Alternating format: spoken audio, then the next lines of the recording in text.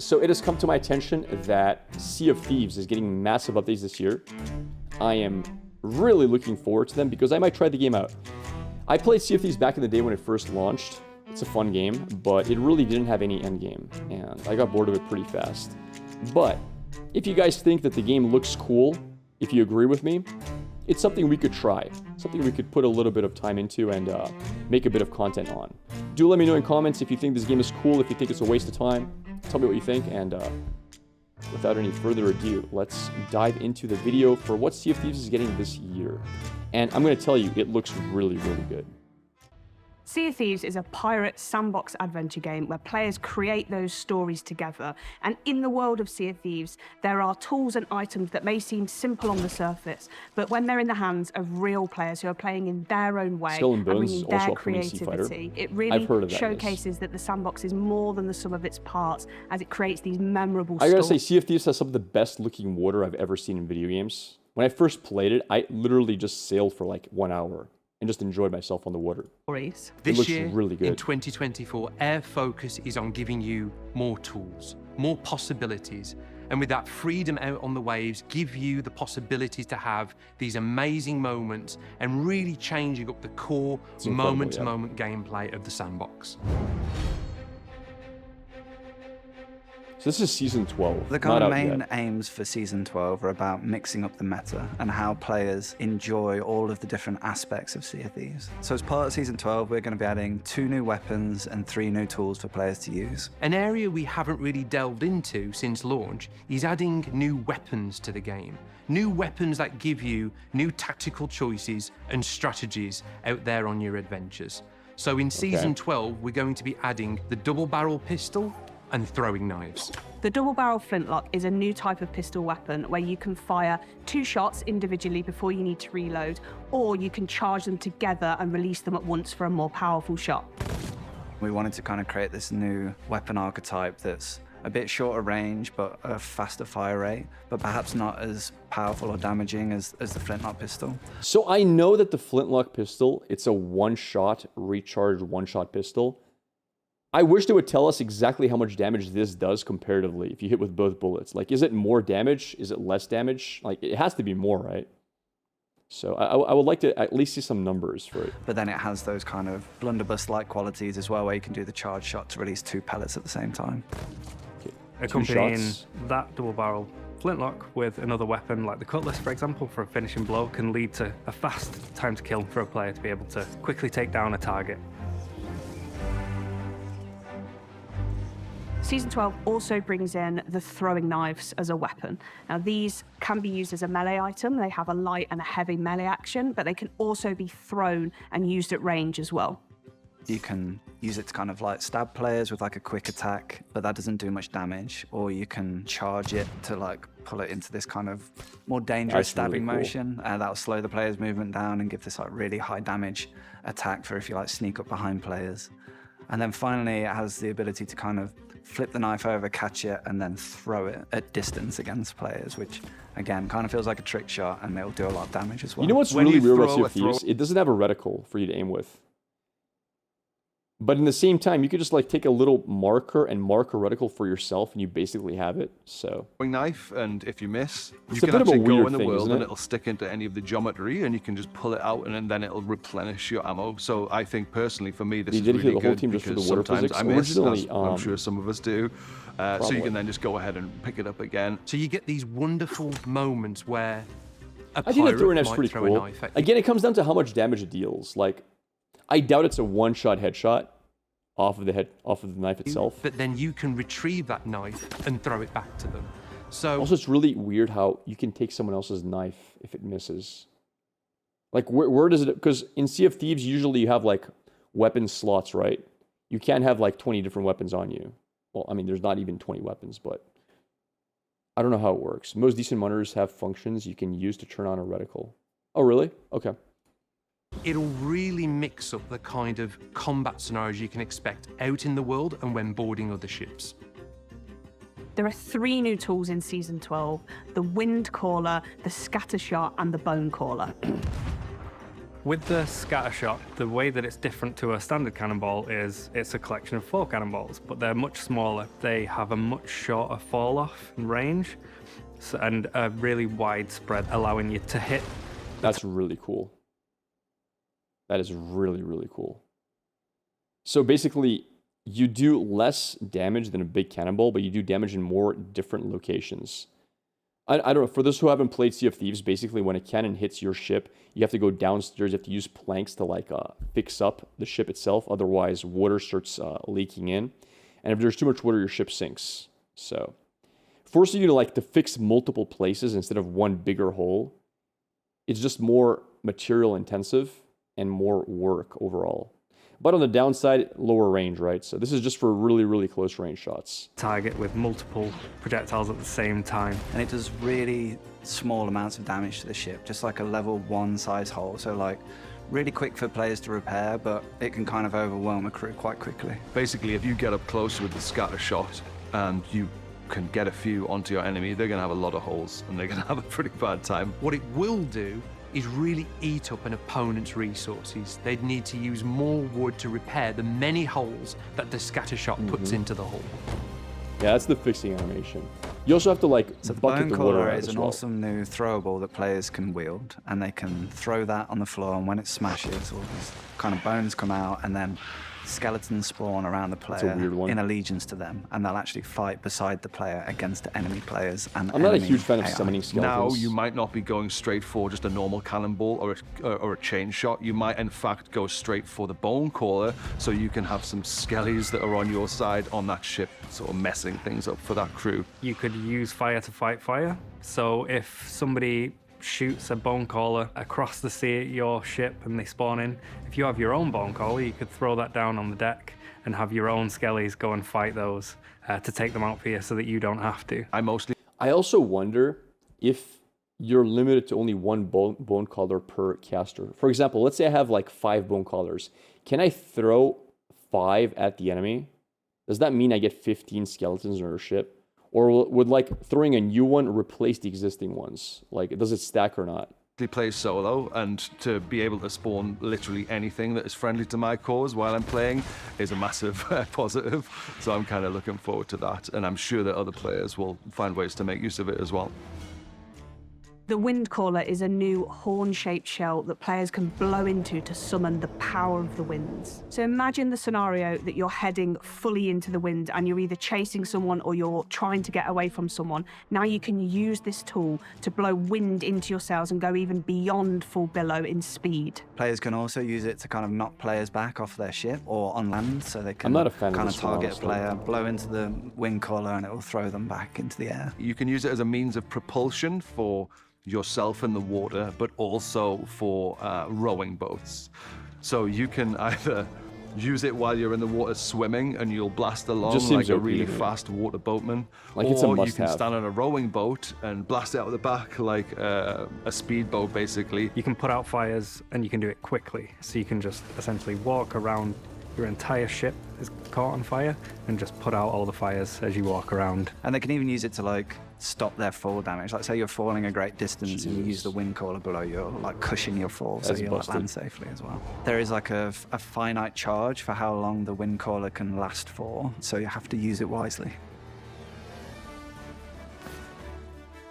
So Season 12 also introduces zip lines onto several of the islands around Sea of Thieves. So I think that's pretty may cool. have seen these I as like they zip debuted lines. in the Monkey Island Tall Tales, and they're a really fun and exhilarating way to traverse. So it's really cool to be able to bring those Especially to the for wider Sea of very Thieves big world. maps. So we've been with looking a lot across all the verticality, islands of the Sea of where Thieves you can't and jump looking off at because of fall the damage. most ideal places to kind of mix up the traversal opportunities within all of the islands to add these zip lines across them. So we've added zip lines to the outpost to get down to your ship quickly. We've added them to the skeleton forts that allow you to kind of zip line between 2 positions to kind of escape the skeletons or get close to them when they first spawn, or just general kind of zip lines across the islands for fast traversal and moving chests around the islands quickly. For example, on Ancient Spire Outpost now, you've got to clunk down some cliffs in order to get to your ship.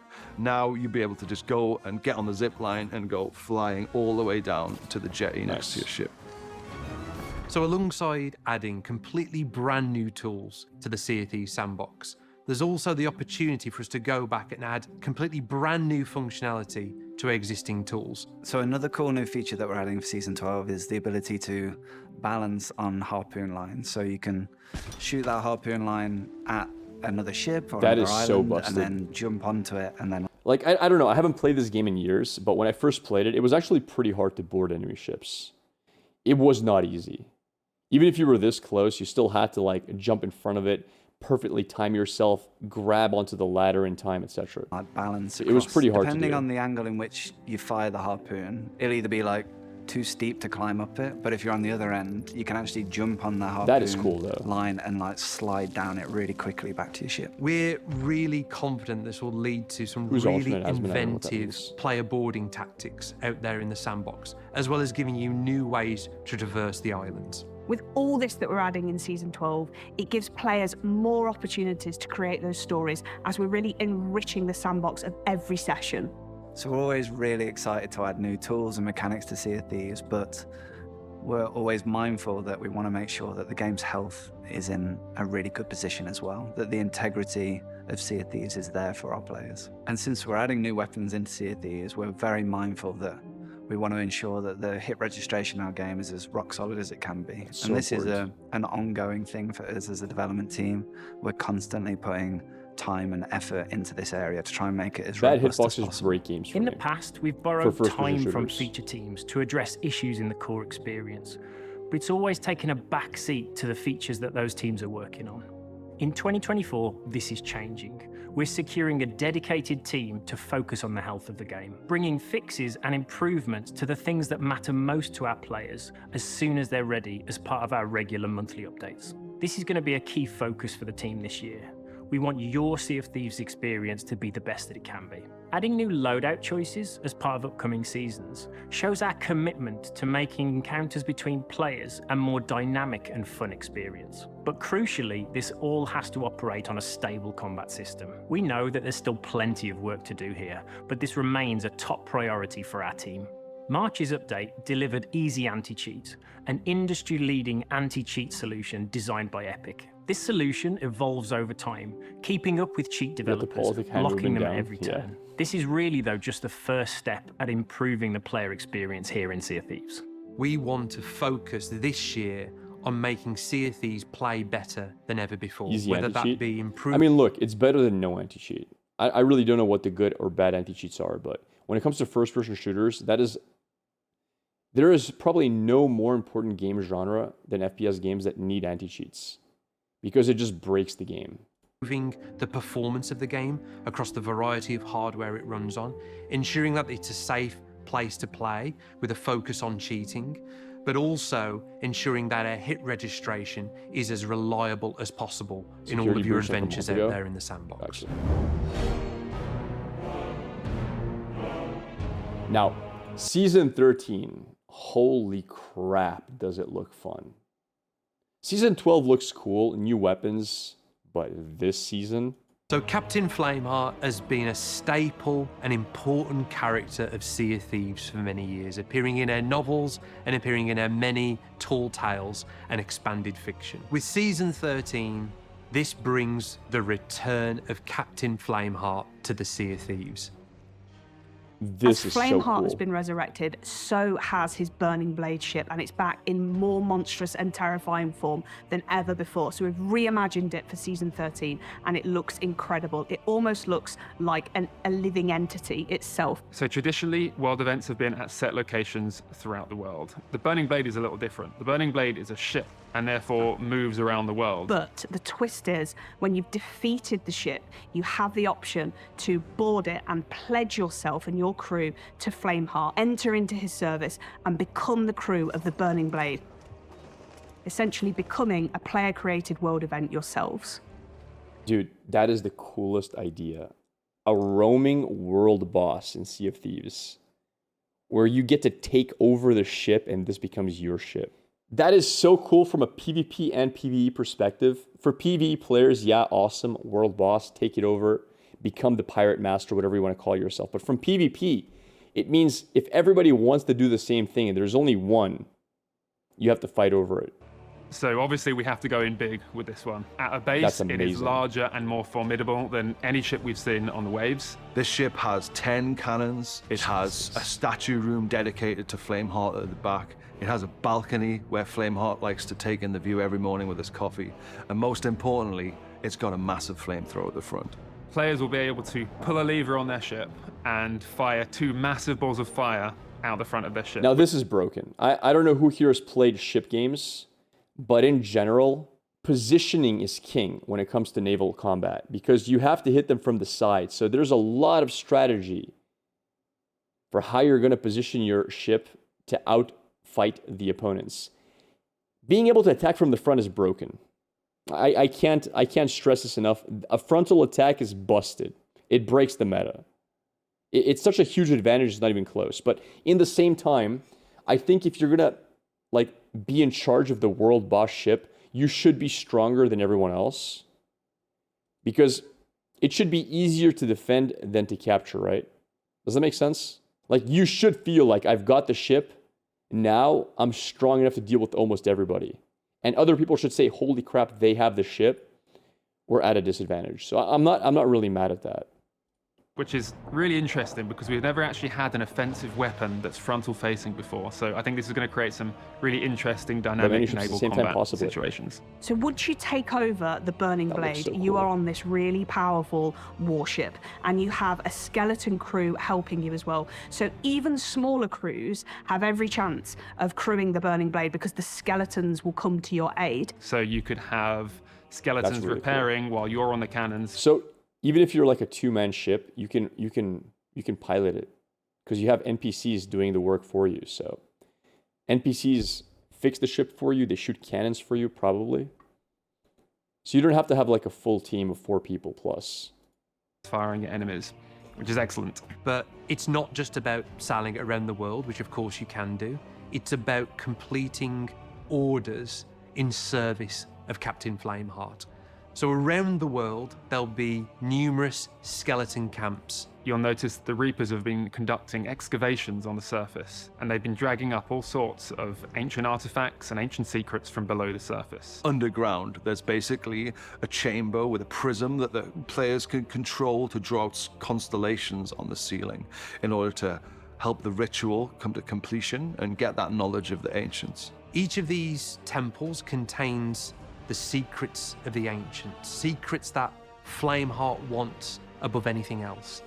And as part of taking control of the ship, you'll be able to sail around the world, visit these ancient temples deep below these skeleton camps, engaging new puzzle gameplay, discover treasures, but what you're really after is the Orb of Secrets, a new treasure artifact that Flameheart wants. Collecting these secrets will add tribute to the Burning Blade ship. The more tribute that you collect, the more value will be aboard the Burning Blade. But you will lose the Burning Blade if it sinks or when you choose to go and cash that tribute into Flameheart. So it's really up to you how long you think you can hold on to it with that risk reward, because everybody in the world is going to be coming for you. They're going to know you're in there and know you've got high value. So it really becomes this dynamic player-created world event with players versus players in the sandbox. So even though... So just like high risk, high reward. So the gameplay loop is you look for the pirate ship, you capture the ship, you become master of the ship, and then you start doing quests that are exclusive to the ship, and just growing and growing your tribute reward. And then when you feel like you have enough, you cash it out. But if you wait too long and somebody takes over your ship, you lose it all. That's a very cool system. That means you have a lot of cool PvE stuff to do, but you will be forced to defend yourself in PvP as well. You can visit these skeleton camps while in control of the Burning Blade. It's not only tightly wedded to that new gameplay, players can also visit them anytime in their adventures. So should players visit these skeleton camps when they're not the crew of the Burning Blade, the skeletons won't be too happy that you found a way inside these camps, and you'll be engaging in a combat-focused encounter to discover its secrets. What's really exciting about Season 13 is the interplay of the features and the way that they'll bring players together and combine to create new stories. Dude, look how big it is. Holy crap. Like, you're not taking it out with one of these. unless the crew really sucks. And this is definitely the wrong approach. Should not be going side to side here. This guy should be bailing and trying to get a better angle. This is not it. And whether you're the crew of the Burning Blade who wants to protect it, or everyone else who wants to take it down and steal that value, everything in Season 13 will bring you together.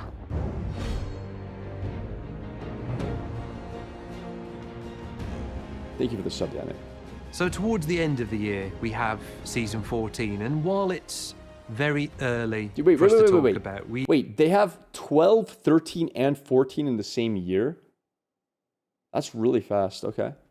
We wanted to share some of their thinking here because it is totally aligned with this vision for what 2024 can be. This laser focus on the sandbox and mechanics that add to the variety of stories you can encounter in Sea of Thieves. Internally, we're referring to Season 14 as Pirates of Mischief. Sea of Thieves has always had this playful, mischievous, and funny sense of humour. And with Season 14, we're expanding on that. Okay. The two main areas that we're exploring are new ways to stealth and new ways to cause mischief in the world. So I think a real aspect of the Sea of Thieves experience that we haven't dived too deep into previously is the idea of being a stealthy pirate. So when you think about... Bro, that's me. Make me a rogue pirate. Sneak up when somebody, backstab them. Stealth in Sea of Thieves and enhancing that. Imagine being able to crouch and move around the world silently, or the ability to hang off the side of an enemy's ship. Yes. When we were having these initial conversations about Season 14, the first thing I thought of was the cardboard boxes in Metal Gear Solid. Could we allow players to climb into chests, and if they choose, they can actually scuttle around with their little legs out the bottom? And also, if they choose to, you know, keep the ruse up, could other players come along and pick them up like a normal loot chest or treasure chest or whatever, and take it onto their ship? So another cool thing that we've been working on. I want to do that. I want to be a chest. I want to sneak onto enemy ships, disguise myself as a chest. Just relax there. Relax until the last moment. When they're busy, when they get off their ship onto an island to look for more treasure, grab their ship, sail it off, and steal all their stuff. I love it.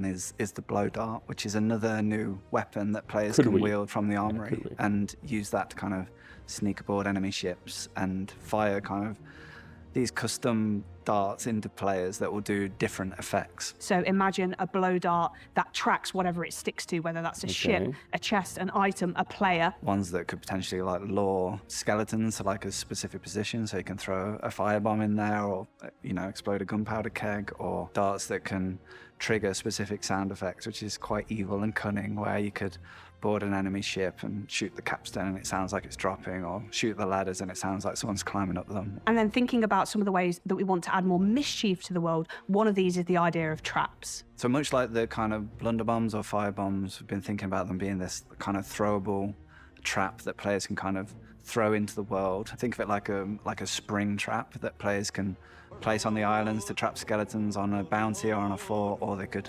place it at the top of their ladders to prevent players from boarding their ships and get caught in this trap. Along with these, we're also bringing a really exciting new tool, and it's the grapple. Trap sounds pretty cool. You have to be careful though, because when I played Sea of Thieves, there's only so many ways you can board an enemy ship. You can fall onto it, or you can climb up it. That's it.